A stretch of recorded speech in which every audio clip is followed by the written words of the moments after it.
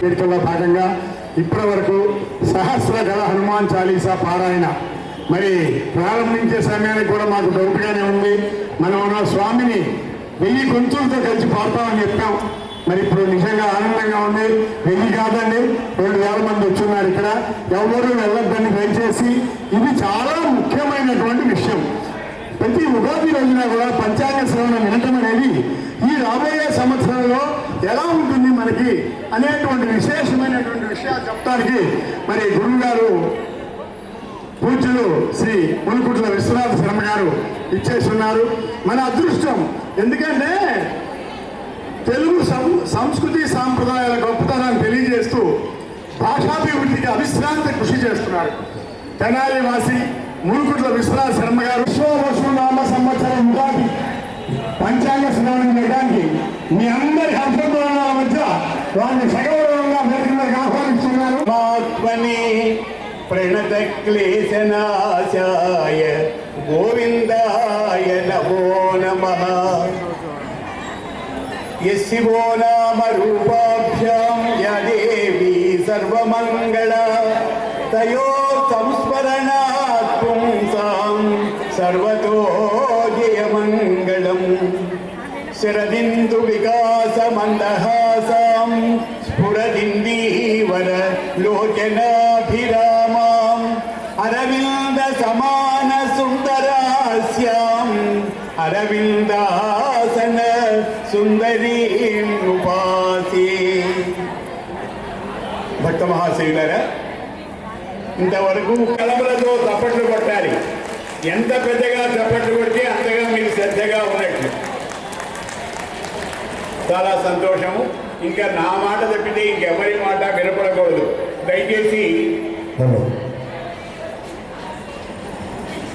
దయచేసి నిశ్శబ్దంగా ఉండండి. ఎందుకంటే ఎంత పుణ్యమో ఉగాది పండుగ రోజు దైవ సన్నిధిలో పెద్దల ద్వారా పంచాంగాన్ని వింటే అంత ఫలితం కలుగుతుందని కొన్ని దశాబ్దాలుగా శతాబ్దాలుగా మహర్షులందరూ కూడా మనకి ఈ కార్యక్రమాన్ని నిర్దేశించారు. సంతాన సంపత్ప్రదం నానాకర్మ సుసాధనం అంటే ఎన్నో పనులు మనం తలబెడుతూ ఉంటాం ఈ సంవత్సరం అంతా.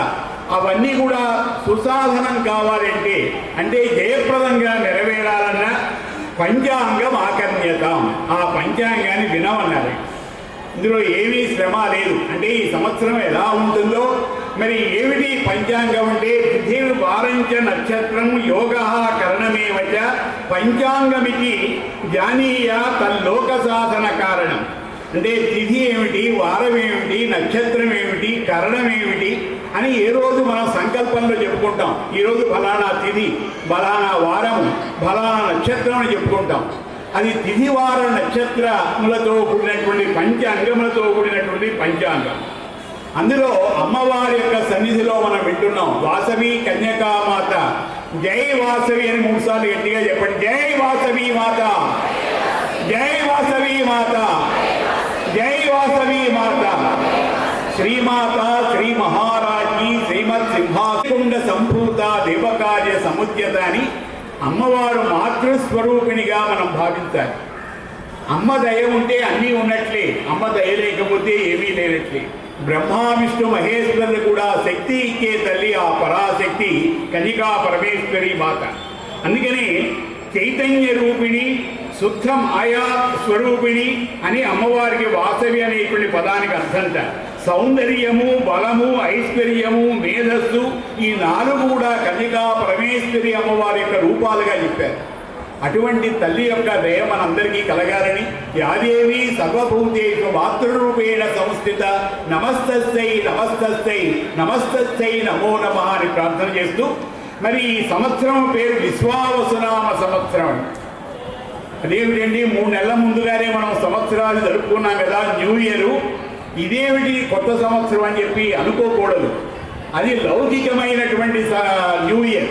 కానీ ఇది ధర్మబద్ధమైనటువంటి శాస్త్రబద్ధమైనటువంటి ఉగాది పండుగ. అసలు దీని పేరు యుగాది, అంటే యుగము ప్రారంభమైనటువంటి రోజుగా. బ్రహ్మదేవుడు మరి ఆ వేదములన్నీ కూడా దొంగిలించబడితే నారాయణమూర్తిని ప్రార్థన చేస్తే ఆయన వెళ్ళి ఆ దుష్ట రాక్షస సంహారం చేసి మత్స్యావతారం ఎత్తి ఆ వేదములన్నీ బ్రహ్మదేవుడికి సమర్పించాట. ఆ సమర్పించిన తర్వాత ఆయన ఆనందపడి ఇక యుగారంభం కావాలి, ఈ రోజు నుంచి సంవత్సరాది అనేటువంటి పేరుతో ఉగాది అనేటువంటి పేరుతో ఉంటుందని దానికి ఎలా నిర్ణయించారు? అన్ని ఋతువుల్లోకెల్లా చాలా గొప్ప ఋతువు ఏమిటంటే వసంత ఋతువు అండి. వసంత ఋతువులో చెట్లు చిగురిస్తాయి. ఇప్పటిదాకా ఆకులు రాలిపోయినటువంటిది వసంత ఋతువులో చిగురిస్తాయి. కాబట్టి ఇదే నిజమైనటువంటి సంవత్సరాలన్నమాట. కాబట్టి అటువంటి విధంగా మాసములలోకెల్లా చైత్రమాసం మొట్టమొదటి. తిథులలో మొట్టమొదటి తిథి ఏమిటండి? పాడ్యమి తిథి. కాబట్టి ఈరోజు చైత్రమాసంలో వసంత ఋతువులో ఉత్తరాయణంలో పాడ్యమి తిథి. పైగా ఈరోజు వారం ఏమిటి? ఆదివారం. ఏ రోజుతో సంవత్సరాన్ని ప్రారంభమవుతుందో ఆ సంవత్సరానికి రాజు ఆయన అవుతాడు. కాబట్టి ఈ సంవత్సరానికి రాజు ఎవరన్నమాట?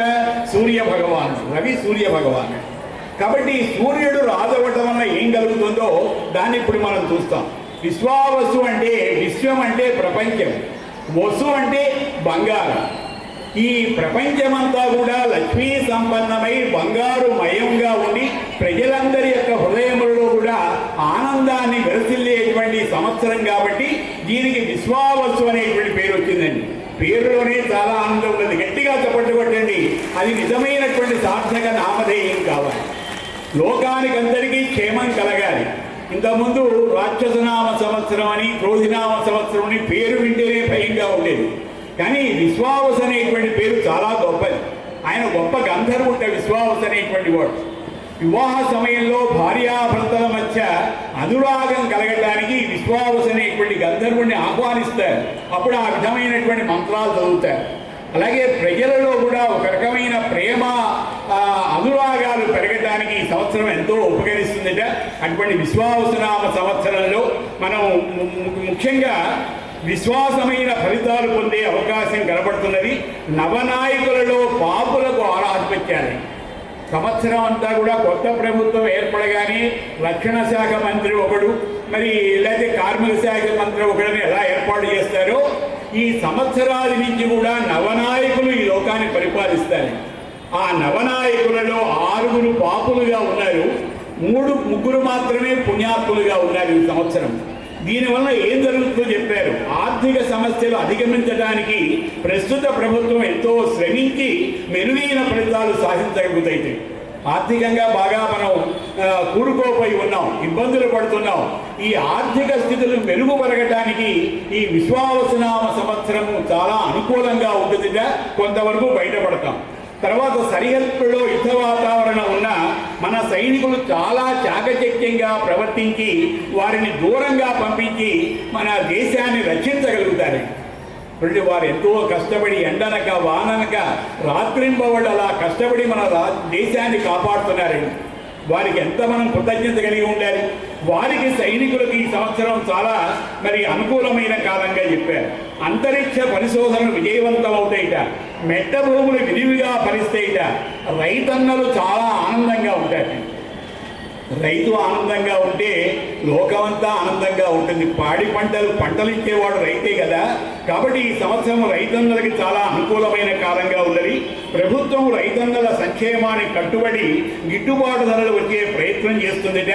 మిర్చి, పొగాకు, ప్రత్తి, గోధుమలు, పసుపు, కంద, మినుములు, పెసలు, తృణధాన్యాలు దిగుబడి బాగుంటుంది. పాల ఉత్పత్తులు బాగా పెరుగుతాయి. పాలు లేకపోతే పొద్దున లేవగానే మనం కాఫీ తాగాలంటే పాలు కావాలి. ఆ పాలు కనుక సక్రమంగా లేవనుకోండి, రావనుకోండి, ఆ రోజు మనం అంతా కూడా మరి మానసికంగా ఎంతో వ్యధ చెందుతాం కదా. కానీ ఈ సంవత్సరం పాల ఉత్పత్తులు బాగా అధికంగా ఉంటాయిట. ఎటువంటి కొరత కూడా ఉండదన్నారు. రాజు సూర్యుడు వలన వేసవి కాలంలో ఉష్ణోగ్రత బాగా ఎక్కువగా ఉంటుందండి. ఎండ వేడిమి బాగా ఎక్కువగా ఉంటుంది. ఎవరు అధికారంలో ఉంటే వారు అధికారం చెలాయిస్తారు కదా. ఈ సంవత్సరం సూర్య భగవానుడి యొక్క రాజు కదా, బాగా తీవ్రంగా ఎండలు మండిస్తాడట. అందుకని మనం ఎంతో జాగ్రత్తగా ఉండాలి. మరి అవసరమైతేనే బయటికి వెళ్ళి ఎండాకాలంలో ఆరోగ్యాన్ని జాగ్రత్తగా కాపాడుకోవడం కోసం ఈ ఫలితాన్ని చెప్పారు. ఈ సూర్యుడు రాజవటం వలన ఎండలు వేడిగా ఉంటాయి, జాగ్రత్తగా ఉండండి చెప్పన్నారు. తర్వాత ప్రభుత్వం సైబర్ నేరాలు, దొంగతనాలు అరికట్టే ప్రయత్నంలో సఫలీకృతం అవుతాయిట.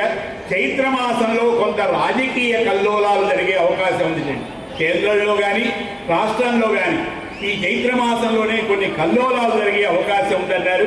ప్రస్తుత ప్రభుత్వం నడుపువారు, నాయకులు దురాక్రమణలను, దౌర్జన్యములను అరికట్టి ప్రజల సుఖశాంతులు పొందడానికి, ప్రజా సంక్షేమానికి ఎక్కువ కృషి చేస్తారు. ప్రజలకు తిండి, బట్ట, నివాసములకు ఇబ్బంది లేని విధంగా ప్రయత్నం చేస్తారట. సినీ కళాకారుల సమస్యలు పరిష్కరించబడతాయి అన్నారు.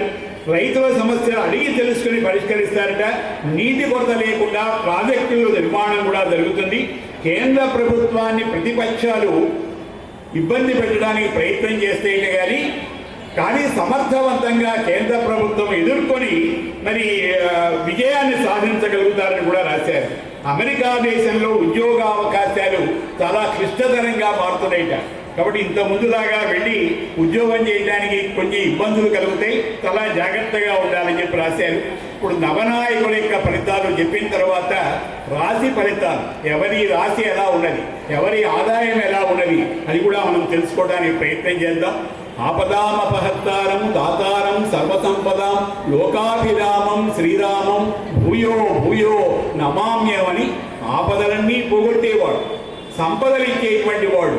అటువంటి రాముడు సకల దేవత స్వరూపుడు కాబట్టి అమ్మవారి స్వరూపంగానే చెప్తారు.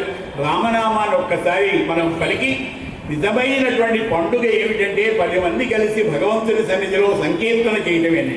మద్భక్తాః ఎత్ర గాయత్రి తత్ర తిష్ఠామి నారద అన్నారు. ఎలా చేయాలి నామం కూడా లోపల రామారామ అనుకోవడం కాదుట. రామకృష్ణ పరమహంస గారు అంటారు, ఎన్నో జన్మలలో చేసిన పాపం నీ శరీరంలో గూడు కట్టుకోతుందయ్యా. ఆ పాపము పోవాలంటే పెద్దగా భగవంతుని యొక్క నామం చేయమన్నారు.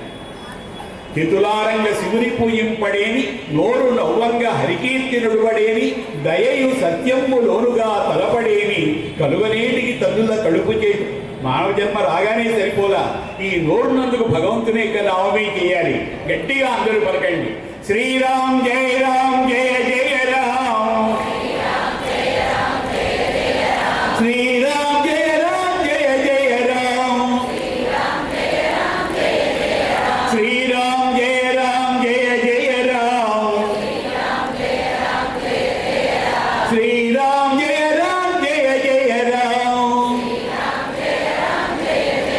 శ్రీరామ్ జయ రామ్ జయ జయ రామ్, శ్రీరామ్ జయ రామ్ జయ జయ రామ్. రాజా రామచంద్ర మహారాజ్ కి, సీతామాతకు, పవన్ సుఖ హనుమాన్ కి, వాసవి మాతకు, ఏడుకొండలవాడ వెంకటరమణ. నవనాయకులలో రాజు రవి అండి, అంటే సూర్య భగవానుడు రాజుగా ఉన్నాడు కదా. పరిపాలన క్రమ పద్ధతిలో ఉంటుందిట. పెద్ద పదవులలో ఉన్న వారికి మార్పులు జరిగే అవకాశం ఉన్నది. ఇదివరలో చేసిన వాగ్దానాలు నెరవేర్చడానికి కృషి చేస్తారని చెప్పన్నారు. ఈ సంవత్సరం మంత్రి ఎవరండి? చంద్రుడికి మంత్రి పదవి ఇచ్చారు. చంద్రుడు మనఃకారకుడండి. మనస్సు ఆహ్లాదంగా ఉండాలంటే మన జాతకంలో చంద్రుడు అనుకూల స్థితిలో ఉండాలి. మంత్రి చంద్రుడిగా ఉన్నాడు కాబట్టి వ్యాపారస్తులకు బాగా లాభసాటిగా ఉంటుంది. ఎవరైనా వ్యాపారస్తులుంటే గట్టిగా ఆనందంగా చప్పట్లు కొట్టండి. ఏ వ్యాపారం చేసినా ఈ సంవత్సరం నష్టం అనేటువంటి దరికేరదండి, లాభసాటిగా ఉంటుంది.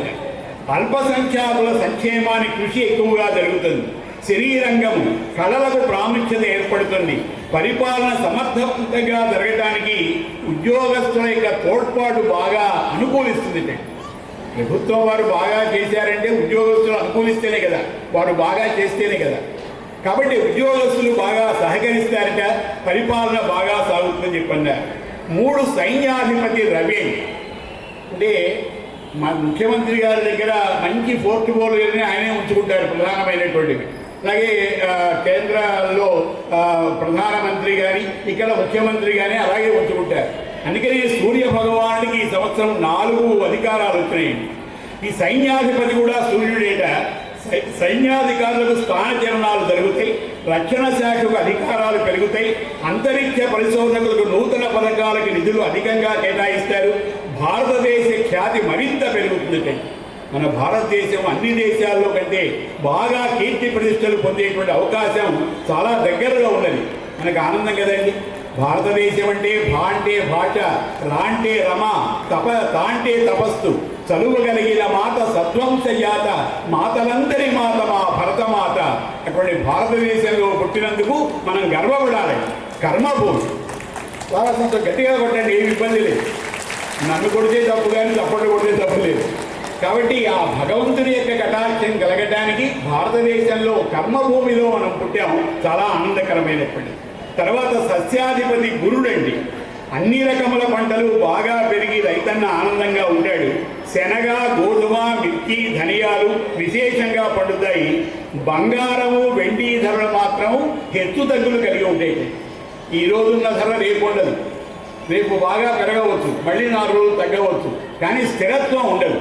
కాబట్టి జాగ్రత్తగా ఆలోచించుకొని ఎప్పుడు మనకు అనుకూలంగా ఉంటుందో, ఎప్పుడు తక్కువ ధరలో ఉండదో చూసుకొని జాగ్రత్తగా క్రయ విక్రయాలు చేయాలన్నారు.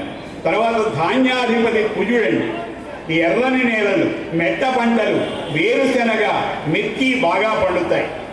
ఏ పంటలు పండిస్తే లాభం ఉంటుందో తెలుసుకొని వ్యవసాయదారులు ఆ ప్రయత్నం చేయడం కోసం పూర్వం ఈ ఉగాది రోజే చక్కగా పంచాంగాన్ని విని వారు ప్రణాళిక సిద్ధం చేసుకునేవారు, దాన్ని ఉపయోగపరుచుకోవాలి. అలాగే ముఖ్యంగా వేరుశెనగ, మిర్చి బాగా పడుతాయిట. ఎలక్ట్రానిక్ విద్యుత్ సంబంధ పరిశ్రమలు, కంప్యూటర్ రంగంలో అనేక నూతన ఆవిష్కరణలు మన దేశంలో జరుగుతాయి. అందులో ఆంధ్ర రాష్ట్రం అగ్రగామిగా ఉంటుంది.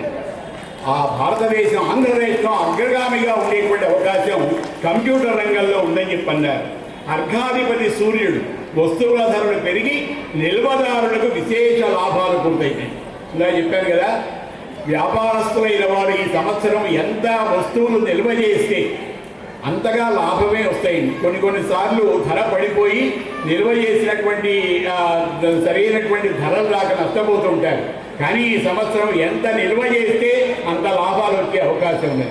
అది పంచాంగకర్తలు చెప్పిన మాట, దాన్ని తప్పకుండా అందరూ అనుసరించండి. జర్నలిస్టులకు ఆదరాభిమానాలు పెరుగుతాయి. నిరుద్యోగ సమస్య తగ్గుముఖం పట్టే అవకాశం ఉన్నది. 7వ మేఘాధిపతి సూర్యుడండి. మేఘాలు ఖండఖండాలుగా వర్షిస్తాయి.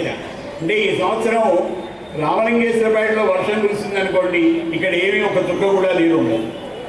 విజయవాడలో వర్షం కురిసింది అంటారు, ఇక్కడ ఏమీ వర్షం ఉండదు. ఖండాలుగా వర్షం కురుస్తుంది. దాన్ని జాగ్రత్తగా గమనించమన్నారు. తర్వాత బంగాళాఖాతంలో, హిందూ మహాసముద్రంలో తుఫానులు అధికంగా వచ్చే అవకాశం ఉన్నది. రసాధిపతి శని అండి. దేశంలో అరాచక శక్తులు విజృంభిస్తాయి. నల్లని భూములు, నల్లని ధాన్యాలు, నువ్వులు, నూనె గింజలు, మినుములు బాగా పడుతాయిట. కాబట్టి దాన్ని పండించుకున్నటువంటి వారు బాగా లాభాలు పొందగలుగుతారు. చివరిది 9వ నీరసాధిపతి బుధుడండి. నూతనంగా మెడికల్ కాలేజీలు ఏర్పడతాయి. చింతపండు, పంచదార, బెల్లము అధికంగా దిగుబడి అవుతాయి. ఆక్వారంగం వృద్ధిని సాధిస్తుంది. ద్రవ్యోల్బణం తగ్గుముఖం పడుతుంది.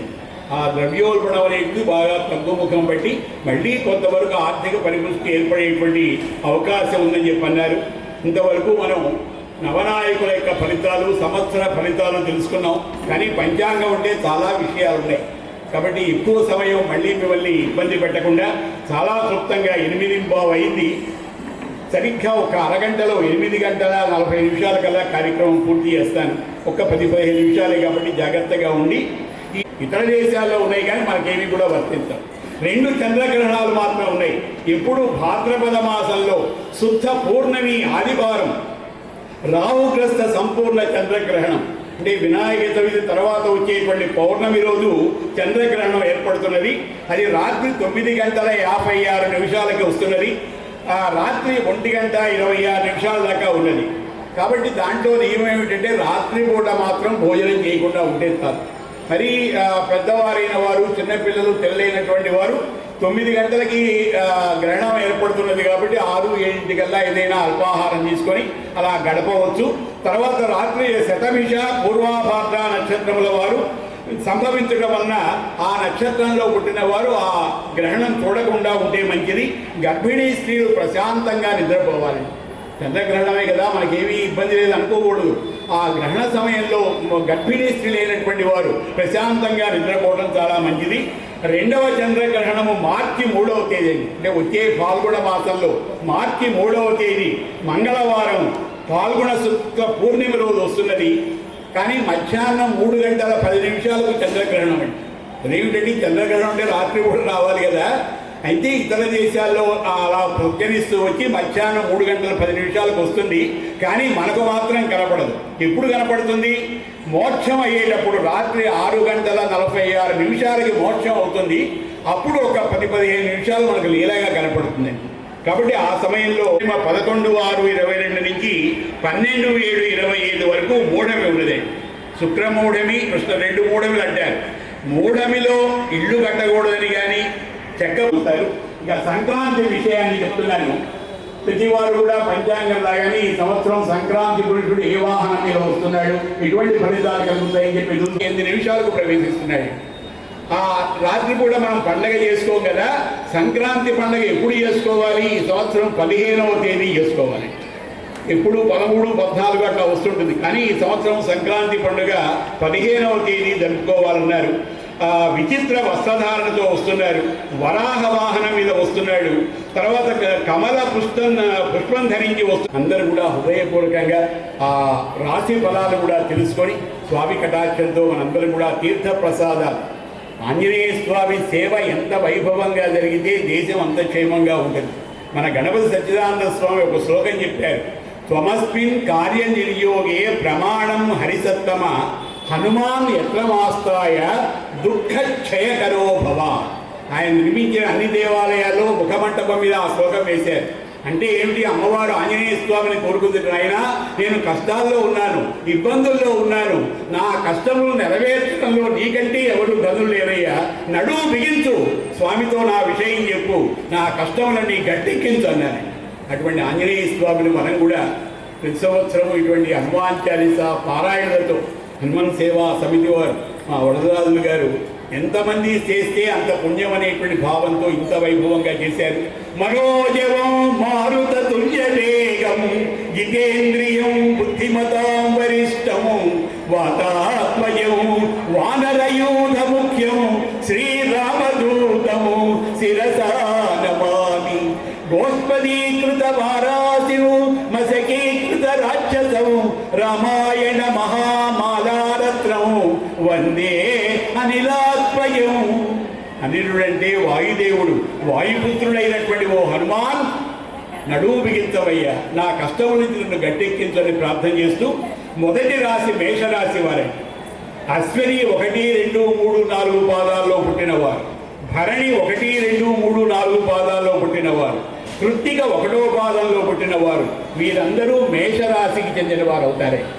ఎందుకంటే నామ నక్షత్రంతో మనం చూసుకోకూడదండి. పుట్టినప్పుడు నక్షత్రం ఉంటేనే దానికి యథార్థమైన ఫలితాలు కలుగుతాయి. కాబట్టి జన్మ నక్షత్రం చెప్పారు కదా. ఈ రాశి వారికి వ్యయం 2 ఉన్నది, ఆదాయం 2 ఉన్నది, వ్యయం 14 ఉన్నదండి. అంటే 2 రూపాయలు సంపాదిస్తే 14 రూపాయలు ఖర్చు పెట్టాల్సి వస్తుంది. ఎక్కడి నుంచి ఖర్చు పెడతారండి? అంటే ఇంతకుముందు నిల్వ చేసుకున్నటువంటి ధనాన్ని కరిగించుకోవాలి. మరి పిల్లలు పెళ్ళిళ్ళు చేసామనుకోండి, దానికోసమే కదా నిల్వ చేసింది, అలా ఖర్చు పెడతామన్నమాట. మొత్తం మీద వీరికి 2 ఆదాయము 14 వ్యయం ఉన్నది.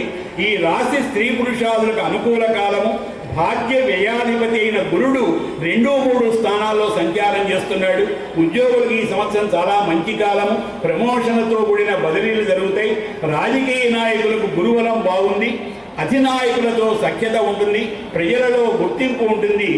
ధనాదాయం కాంట్రాక్టర్లకు బిల్లులు వసూలవడం చాలా కష్టము. మరి వీళ్ళు శని జపం చేసుకుంటే, తైలాభిషేకం చేసుకుంటే ఇంకా ఎక్కువ ఫలితాలు కలుగుతాయి. ఈ మేషరాశికి చెందిన వారు శనికి సంబంధించినటువంటి 10 నామాలు ఉన్నాయండి. మనందరికీ ఎప్పటికైనా శని భగవానుడు వచ్చినప్పుడు తిట్టుకోవడం కాదండి, ఆయన్ని స్తోత్రం చేయాలి. నీలాంజన సమాభాసం రవిపుత్రం యమాగ్రయం ఛయా మార్తాండ సంభూతం తమ్ నమామి శనైశ్వరం అని ఆయన్ని స్తోత్రం చేస్తే ఆయన మనకు శుభాన్ని కలుగజేస్తాడు. తర్వాత 2వ రాశి వృషభ రాశి. కృత్తిక 2, 3, 4 పాదాల్లో పుట్టినవారు. రోహిణి 1, 2, 3, 4 పాదాల్లో పుట్టినవారు. మృగశిర 1, 2 పాదాల వారు. వీరికి ఆదాయం 11, వ్యయం 5 మాత్రమేనండి. అంటే వీరికి ధన ఆదాయం బాగుంటుంది. 11 రూపాయలు కదా ఆదాయం వస్తే 5 రూపాయలే ఖర్చు పెడతారు. మిగిలింది బ్యాంకులో వేసుకోవడం, ఇతరమైనటువంటి వాటికి వాడుకోవడమో చేస్తారు. తర్వాత రాజపూజ్యం 1, అవమానం 3గా ఉన్నది. ఈ రాశి వారికి శని మార్చి 29 నుండి ఈ సంవత్సరం అంతా లాభస్థానంలో మీనరాశి ఎందు ఉన్నారు. అన్ని విధాలా యోగదాయక కాలం అండి. వృషభ రాశి వారికి ఈ సంవత్సరం చాలా బాగున్నది. యోగదాయక కాలము.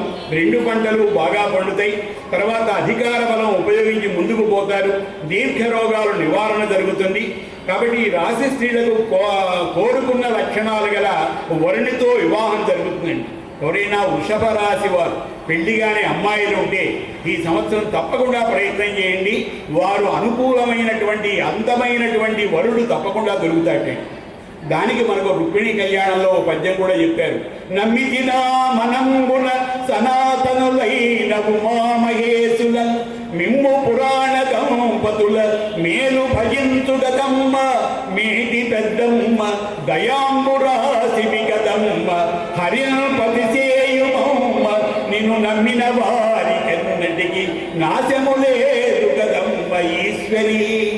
మా నిన్ను నమ్ముకున్న వారికి ఎన్నటికీ నాశం ఉండదమ్మా. వాసవి మాత నిన్ను నమ్ముకున్నాను, యోగ్యమైన భర్త వచ్చేట్టు చేయమని ప్రార్థన చేసుకుంటే వృషభ రాశి ఆడపిల్లలకు త్వరగా వివాహాలు జరుగుతాయిట. తర్వాత 3 మిథున రాశి. మృగశిర 3, 4 పాదాల వారు. ఆరుద్ర 1, 2, 3, 4 పాదాల వారు. పునర్వసు 1, 2, 3 పాదాల్లో పుట్టినవారు మిథున రాశికి చెందిన వారు అవుతారండి. వీరికి ఆదాయం 14, వ్యయం 2 మాత్రమే. రాజపూజ్యం 4, అవమానం 3. గౌరవం బాగున్నది, ఆదాయం బాగున్నది ఈ మిథున రాశి వారికి. వీరికి ఆదాయానికి మించిన ఖర్చులు వస్తూ ఉంటాయి. ప్రతి చిన్న విషయంలో కోపం ఎక్కువగా ఉంటుంది. శత్రుబాధలు ఉన్నాయి. ఉద్యోగస్తులకు బదిలీలు ఏర్పడుతుంటాయి. ఈ రాశి వారికి నరఘోష ఎక్కువ ఉంటాయి. నరఘోష అంటే మనల్ని చూసి అందరూ కూడా మరి కన్ను ఎర్ర చేస్తారు. అంటే మనల్ని చూసి అసూయ పడుతూ ఉంటారు. దానివల్ల నరఘోష ఏర్పడుతుంది. మన వైద్యశాస్త్రం బాగా అభివృద్ధి అయింది. అన్ని రోగాలకి మందు కనుక్కున్నారు, కానీ ఒక్క రోగానికి మందు కనుక్కోలేకపోయినారండి. ఏమిటి ఆ రోగం? అసూయ. ఒకడు బాగుపడితే ఓర్వలేడు, ఒకడు పల్చగా ఉంటే ఓర్వలేడు, ఒకడు మంచి వస్త్రం వేసుకుంటే కళ్ళల్లో నిప్పులు వేసుకుంటూ ఉంటాడు. అది నరఘోష. అటువంటి నరఘోష పోవాలంటే ఆంజనేయ స్వామిని పట్టుకోవాలి. హనుమాన్ అంజనాసూను వాయుపుత్రో మహాబల అటువంటి విధంగా చెప్పారు. ఈ వాసి నరఘోష పోవాలి అంటే ఆంజనేయ స్వామి హనుమాన్ చాలీసా పారాయణ చేసుకోమన్నారు. 4 కర్కాటక రాశి అండి. పునర్వసు 4 పాదంలో పుట్టినవారు. పుష్యమి 1, 2, 3, 4 పాదాల వారు. ఆశ్లేష 1, 2, 3, 4 పాదాల వారు కర్కాటక రాశి చెందిన వారు అవుతారు. వీరికి ఆదాయం 8, వ్యయం 2 మాత్రమే. రాజపూజ్యం 7, అవమానం 3 మాత్రమే. ఈ రాశి స్త్రీ పురుషులకు మహోన్నత కాలం అండి. కర్కాటక రాశి స్త్రీలు ఎవరైనా ఉంటే ఒకసారి చెయ్యొద్దండి అమ్మ. కర్కాటక రాశిలో పుట్టినటువంటి స్త్రీలందరికీ కూడా ఈ సంవత్సరం మహోన్నతమైన కాలం. చాలా ఆనందంగా ఉంటుంది. వారికి అన్ని రకాల శుభం జరుగుతుంది. ఈ రాశి ఉద్యోగులకు మహోన్నత కాలము, రాజకీయ నాయకులకు యోగ కాలము, విద్యార్థులకు జ్ఞాపక శక్తి తగ్గుతుంది. గురువారం రోజు 1 కేజీ శనగలు దానం చేసుకుంటే విద్యార్థులకు గురుబలం పెరుగుతుంది. ఎవరైనా మీ పిల్లలు కర్కాటక రాశి చెందిన వారు ఉంటే వారి చేత 1 కేజీ శనగలు దానం చేయించండి, గురు కటాక్షం కలుగుతుంది. అజ్ఞాన తిమిరాంధస్య జ్ఞానాంజన శలాకయ చక్షురున్మీలితం ఏన తస్మై శ్రీ గురవే నమః అని గురుబలం బాగుంటే జాతకం చాలా బాగుంటుందండి. కాబట్టి దానికి ప్రయత్నం చేయండి. 5 సింహరాశి వారు మఖ 1, 2, 3, 4 పాదాల వారు, పొబ్బ 1, 2, 3, 4 పాదాల వారు, ఉత్తర 1వ పాదం చెందిన వారు ఈ సింహరాశికి చెందిన వారు అవుతారు. ఆదాయం 11, వ్యయం 11, రాజపూజ్యం 3, అవమానం 3. 2 సమానంగా ఉన్నాయండి. ఆదాయము వ్యయము సమానంగా ఉన్నది, రాజపూజ్యము అవమానం కూడా సమానంగానే ఉన్నది. ఈ రాశి స్త్రీ పురుషులకు అశుభ మిశ్రమ ఫలితాలు. ఒక పక్క శుభము జరుగుతుంది, ఒక చోట అశుభము కూడా జరుగుతుంటుంది. మిశ్రమ ఫలితాలు కలుగుతాయి. ఇతరులచే దగాపడే పరిస్థితులు ఉన్నాయి. ఉద్యోగస్తులకు అంతగా అనుకూల సమయం కాదు. రైతన్నలకు పర్వాలేదు. మంగళవారం నాడు మీరు ఆంజనేయ స్వామి ఆరాధన చేసుకుంటే మంచిదన్నారు. మంగళవారం స్వామికి చాలా ప్రీతికరం కదా. ఆకు పూజ చేసిన, సింధూరు అర్చన చేసినా ఆయన చాలా ఆనందపడతారు. ఆ విధంగా దోషాలు తొలగించుకోమన్నారు. 6వ రాశి కన్యా రాశి వారు ఉత్తర 2, 3, 4 పాదాల్లో పుట్టినవారు, హస్త 1, 2, 3, 4 పాదాల వారు, చిత్త 1, 2 పాదాల వారు. వీరికి ఆదాయం 14, వ్యయం 2 మాత్రమే. రాజపూజ్యం 6, అవమానం 6. ఈ రాశి వారికి సంవత్సరం నుంచి లాభదాయకంగా ఉన్నది. వాహన సౌఖ్యం ఉన్నది. ఉద్యోగస్తులకు అనుకూలమైన ప్రదేశాలకు ట్రాన్స్ఫర్ అవుతారు. పని ఒత్తిడి ఎక్కువగా ఉంటుంది. ఈ రాశి వారికి స్త్రీ ద్వారా బాగా కలిసి వస్తుంది. కన్యా రాశి మగవాళ్ళు ఎవరైనా ఉంటే ఒక్కసారి గుర్తుపెట్టుకోండి. మీ భార్య చెప్పినట్టు నడుచుకుంటే మీకు బాగా లాభిస్తుంది. పెళ్ళాం మాట వినడం తప్పేం కాదు. భార్య మాట వినడం అనేటువంటిది ఒక సాంప్రదాయమే. కాబట్టి ముఖ్యంగా కన్యా రాశికి చెందినటువంటి పురుషుడు భార్య ద్వారా బాగా లాభిస్తుంది. కాబట్టి ఆమె మాట వింటూ ఆమె యొక్క సూచనలు పాటించడం చాలా మంచిది. తర్వాత మరి సఖ్యత ఏర్పడుతుంది. కళాకారులకు కూడా నూతన అవకాశాలు లభిస్తాయి. దత్త చరిత్ర పారాయణ చేసుకుంటే చాలా మంచిది అన్నారు. ఇక 8 వృశ్చిక రాశి వారు విశాఖ 4వ పాదంలో పుట్టినవారు, అనురాధ 1, 2, 3, 4 పాదాల వారు, జ్యేష్ఠ 1, 2, 3, 4 పాదాల వారు వృశ్చిక రాశికి చెందిన వారు అవుతారు. వీరికి ఆదాయం 2, వ్యయం 14 ఉన్నది. రాజపూజ్యం 5, అవమానం 2 ఉన్నది. ఈ రాశి వారికి ముందుకు వెళితే నుయ్యి, వెనుకకు వెళితే గుయ్యి అన్నట్లుగా ఉంటుంది. పనులు ఆలస్యంగా నెరవేరుతాయి. కోర్టు వ్యవహారాలలో చిక్కులు ఏర్పడుతూ ఉంటాయి. ఉద్యోగస్తులు అధికారుల వల్ల మాటలు పడుతూ ఉంటారు. ఈ రాశి స్త్రీలకు అన్ని వర్గాల వారికి బాగుంటుంది. వృశ్చిక రాశిలో ఉన్న ఆడవారికి మాత్రం ఎటువంటి ఇబ్బంది ఉండదు. పురుషులకు మాత్రం కొంత ఇబ్బంది కలిగే అవకాశం ఉందన్నారు. వీరు కూడా పంచాక్షరి మంత్ర జపం చేసుకుంటే వీరికి అన్నీ అనుకూలంగా ఉంటాయన్నారు. మంత్రాధి రాజాధి రాజోయం అండి. అది పరిపూర్ణమైన ప్రాణప్రదమైనటువంటిది. నాగేంద్రహారాయ త్రిలోచనాయ భస్మాంగరాగాయ మహేశ్వరాయ నిత్యాయ శుద్ధాయ దిగంబరాయ తస్మై నకారాయ నమః శివాయ మందాకినీ సలిల చందన చర్చితాయ నందీశ్వర ప్రమథనాథ మహేశ్వరాయ మందార ముఖ్య బహుపుష్ప సుపూజితాయ తస్మై మకారాయ నమః శివాయ. 5 శ్లోకాల్లో 5 అక్షరాలు నిబిడీకృతం చేసి శంకరాచార్య స్వామి వారు అందించారు. మంత్ర జపం చేస్తే ఎంత పుణ్యమో ఈ పంచాక్షరి స్తోత్రం చదివినా అంత పుణ్యం కలుగుతుంది. కాబట్టి దాన్ని వారు పాటించవలసిందిగా కోరుతున్నాం. తర్వాత ఈ రాశి స్త్రీలకు అన్ని వర్గాల వారికి బాగుంటుందన్నారు.